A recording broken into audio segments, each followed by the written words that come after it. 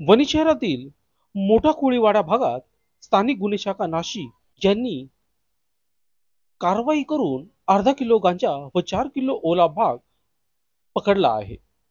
यामध्ये 13,208 रुपयांचा मुद्देमाल जप्त करून विक्रेते गंगाधर महादू गोडके वय वर्ष 42 यांच्या विरोधात वणी पोलिसात गुन्हा दाखल करण्यात आला आहे.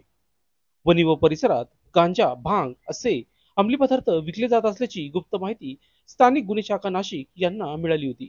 त्यानुसार दिनांक 28 मे 2025 रोजी रात्री 11:15 वाजता स्थानिक गुन्हे शाखा नाशिक ग्रामीण यांनी मोठा कोळीवाडा येथे गंगाधर गोडके यांच्या दुकानावर छापा मारून अर्धा किलो गांजा रुपये 11,600 किमतीचा व 4 किलो ओला भांग 1,608 रुपयाचा माल जप्त केला असून संबंधित व्यक्तीविरोधात गुन्हा दाखल करण्यात आला आहे.